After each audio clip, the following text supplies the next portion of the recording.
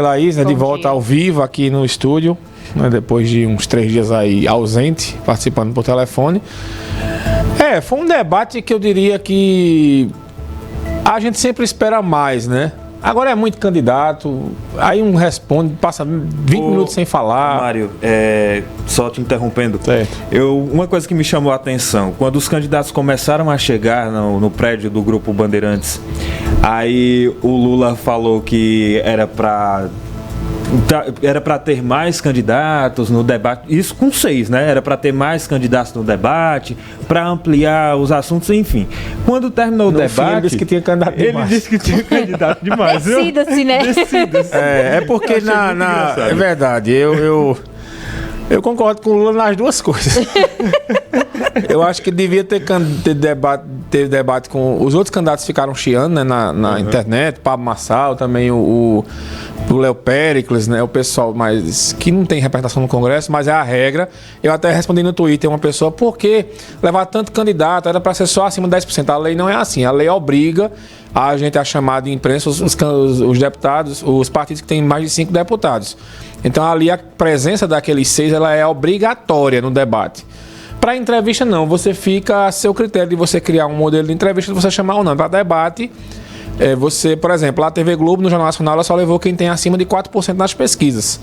Então foi Simone Tebet, Ciro, Lula e Bolsonaro. Os demais não foram chamados para entrevista, né, para sabatina. Para debate não, você é obrigatório a chamar os candidatos que têm 5 deputados no mínimo ali. Os 6 estavam ali, eles têm deputados acima disso, né? Eu diria que foi um debate que ele para os 2 principais condutores do processo eleitoral, que eu acredito que esse debate não vai mudar essa realidade, que é Bolsonaro e Lula, eu acho que foi um debate fraco dos 2. Acho que Bolsonaro começou melhor, né? Ele foi logo na primeira pergunta para um calo do ex-presidente Lula, que é a corrupção. Os 5 candidatos chamaram o Lula de corrupto o tempo todo. Foi muito ruim para ele essa pauta. Ele não consegue sair disso, porque ele disse que criou as normas de controle todas, mas não consegue responder bem esse tema. Bolsonaro ia bem até aquela história dele chamar a jornalista Vera Magalhães de vergonha do jornalismo brasileiro. Aí ele reforçou aquela narrativa, né, de que fala de outro jeito com mulheres, que foi machista e tal. Até ali Bolsonaro ia bem. Depois ele voltou à polarização com Lula. E eu acho que na disputa entre os dois, entre Lula e Bolsonaro se saiu melhor. Eu acho que Lula foi muito mal no debate ontem.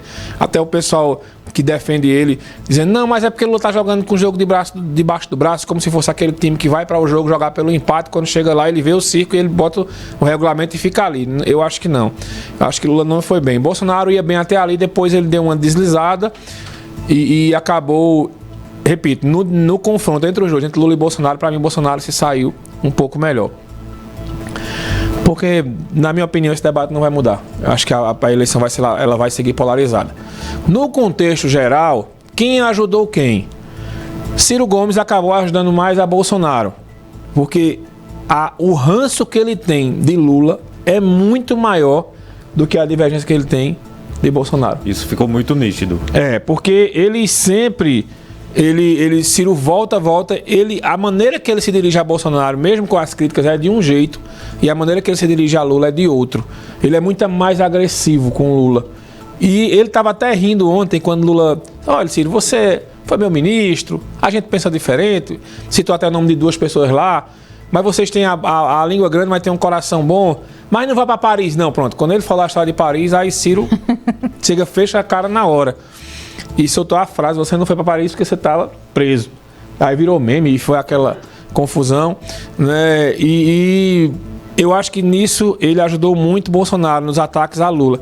Já Simone Tebet, né, que acabou chamando a atenção, ela ajudou mais a Lula porque ela foi para o embate com Bolsonaro após Bolsonaro chamar a Vera Magalhães, que eu acho que...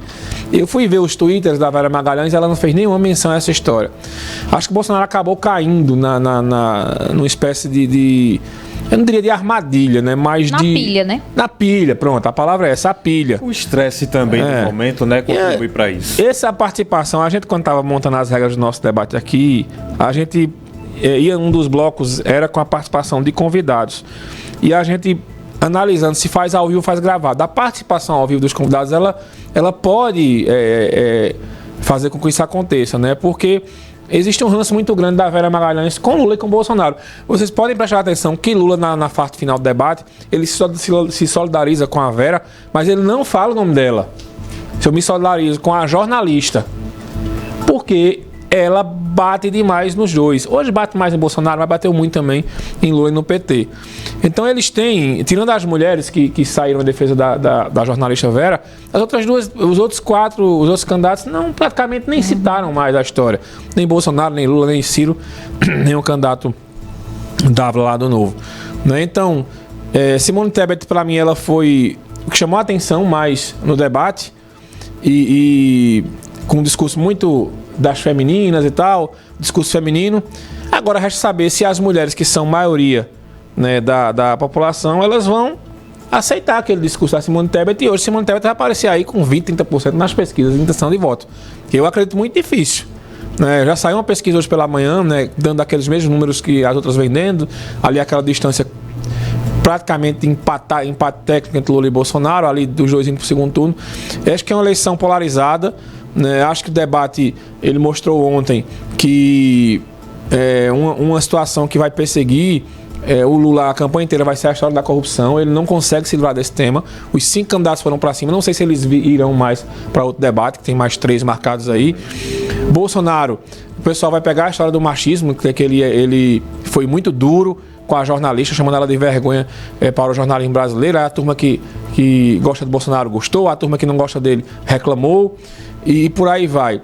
Eu não acredito, sabe, Laís e Rodrigo, que esse debate de ontem ele influenciou na opinião do indeciso, na minha opinião. Até porque eu fui olhar os números da audiência e o debate nem em um momento chegou a ficar em primeiro lugar em audiência. Ele ficou brigando, mas na frente, numericamente mesmo, ele não ficou em primeiro lugar ontem. Então o pessoal ainda está muito, assim, sem estar ligado muito na política, né? O pessoal que eu digo, aqueles 30% de indecisos ali que circula e que vai de acordo com a eleição, né? Ele resolve o voto praticamente na semana de votar. Esse pessoal é que os candidatos têm que buscar. Aquela velha pergunta que você me fez: quem ganhou o debate? Quem perdeu o debate? Para mim, quem saiu melhor no debate foi a Simone Tebet, tá? Agora, se ela vai transformar isso em voto, aí se você perguntar, ela vai crescer, na minha opinião, não. Até a Soraya Tronic conseguiu aparecer também no debate. Ela teve um certo protagonismo.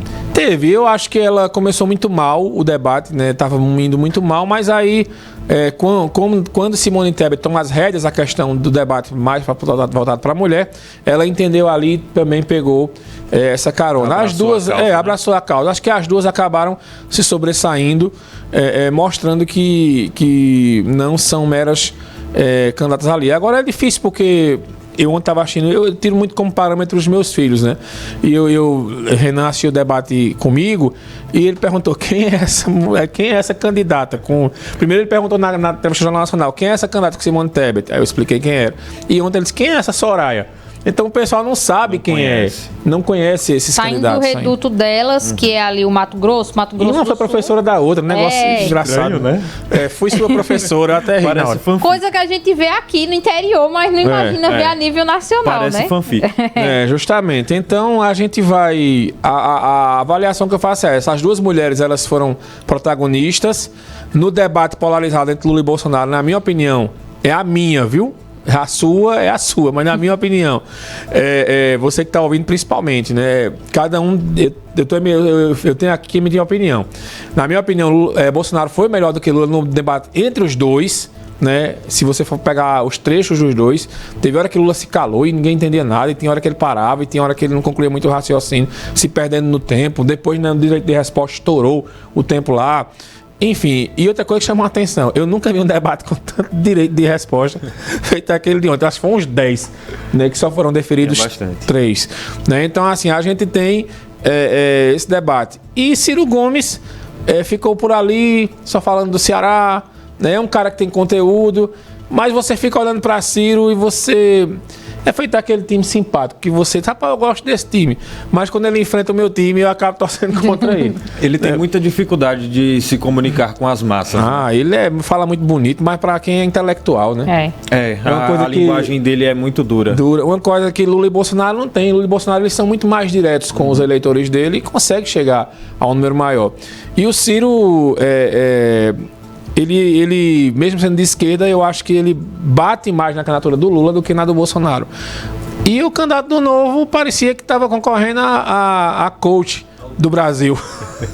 O cargo de coaching do Brasil. Olha, eu nunca vi, sinceramente. Para mim, o candidato João Amoedo, que era muito criticado, eu acho que era muito melhor do que aquele. O candidato de São Paulo, a governador de lá, que tem um nome diferente agora que eu não lembro, ele é muito melhor do que aquele ali. Eu achei o debate de São Paulo, o candidato do Novo de São Paulo é muito mais qualificado do que aquele. Porque aquele de ontem ali, pelo amor de Deus. Então, por ordem, as duas mulheres no debate entre Lula e Bolsonaro. Bolsonaro sai um pouco melhor e Ciro, eu acho que ele... Poit, né? O nome do candidato lá do Novo. E eu acho que Ciro, ele não sabe o que ele quer. Tem hora que ele é agressivo, tem hora que ele é paz-amor. E você fica sem entender muito qual é a estratégia. Eu acho que ele quer... aguarda nas cenas dos próximos eu acho que ele quer estourar e depois ele tem... Eu não posso. Né? Eu não posso porque do que Renata Vasconcelos disse a ele na entrevista, pra ele ser mais comedido. Eu sou mais... Eu sou estourado, muita gente me chama de doido, não sei o que, aí ele para. Né? Essa oscilação também aconteceu com o Bolsonaro. Tem hora que o Bolsonaro ele vai muito, aí no final ele baixa a voz, você fica muito sem entender. Mas você percebe que as oscilações entre Lula e Bolsonaro elas são muito inconstantes, porque eles se irritam muito fácil, aí eles vão e depois eles percebem que estão subindo do tom e eles tentam voltar. Se acalmar. É uma coisa esquisita.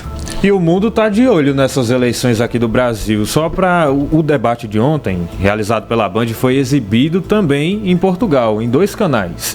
Na CNN Portugal e na SIC Notícias. 2 canais de notícias lá de Portugal exibiram o debate na íntegra, ao vivo. Importante. Essa é uma eleição boa. É só o começo. Agora, repito, tem muita gente achando que esses programas abertos resolvem. Não resolvem. Na minha opinião, o que vai decidir essa eleição chama-se a presença dos candidatos em várias entrevistas que eles vão, porque eles vão para além da bolha, né, nas TVs, nas rádios, no que é que seja, e principalmente a rede social. Vai ser Tanto que Ciro falava muito isso durante o debate. Chamando pra televisão minha proposta nas redes sociais. Porque isso aí é que vai convencer aquele eleitor mais na semana. E eles vão focar muito na semana da eleição. Na última semana vai ser o fator decisivo aí, porque a campanha vai estar mais acirrada, né? O pessoal já sabe agora quem é Soraya, já sabe quem é Simone, já sabe quem é o Dávila, né? Já sabe quem são os outros candidatos que não sabiam. Ainda tem mais, viu? Tem mais candidatos que não estavam no debate ontem. Não é um debate que foi marcado... 12, né? Agora é massa, eu acho massa no debate, mesmo achando muito candidato, eu acho massa todo mundo ir, né? E só mostra uma coisa, pra você que vive cantando de galo aí, pra A ou pra B. O fato de ter os dois lá é porque a eleição tá em aberto. Pois é. Quem tá na frente disparado, ganhando, não sei o que, não ia não. A prova é Marília Reis. A gente já tá quase sem tempo, estourando tudo aqui, e hoje a gente tem Marília Reis no Manhã Cidade, né? Marília Reis às 10 horas da manhã, estaremos... recebendo ela por videochamada, né? Na sabatina, os candidatos ao governo, a gente não conseguiu a agenda dela bater, mas ela hoje participa com a gente aqui. Você que está em dúvida se quer votar em Marília ou quer conhecer o que ela pensa para ser governadora, já amanhã aqui no Manhã Cidade estaremos entrevistando a Marília Reis do Solidariedade. Tá certo, Mário, a gente se encontra. E só para concluir, Laís, aqui falando em política, hoje é o julgamento no TRE daquela ação de perda de mandato da Cátia das Rendeiras, tá? Vereadora de Caruaru. Então, às 9 da manhã, eu acho que ela vai ganhar, porque ela já ganhou aqui na Justiça Comum, aí o suplente recorreu ao TRE, não tem nada a ver com aquela história do blogueiro não, tá? É uma questão envolvendo compra de votos, uma denúncia de compra de votos. Então, é hoje no TRE às 9 da manhã. Talvez hoje pela manhã a gente já informe, senão a gente traz à tarde na rede social da Rádio Cidade, né, no site cidade.com.br, e amanhã aqui no jornal a gente fala do desfecho dessa situação. Muito bem. Certo. Obrigada, Maria. Valeu. Até amanhã. Valeu, até amanhã. Falar de futebol agora? O Central venceu jogos amistosos e animou a torcida para a estreia. Pois é, a Patativa deve fazer o primeiro jogo em casa pela Série A2 no dia 10. Detalhes no Pronto Torcedor dentro do Manhã Cidade e também no Futebol na Cidade. Primeiro tempo às 11h30 da manhã com Patriota Júnior e Maria Clara Lopes. A gente vai ficando por aqui. Um abraço e até amanhã. Ótimo dia.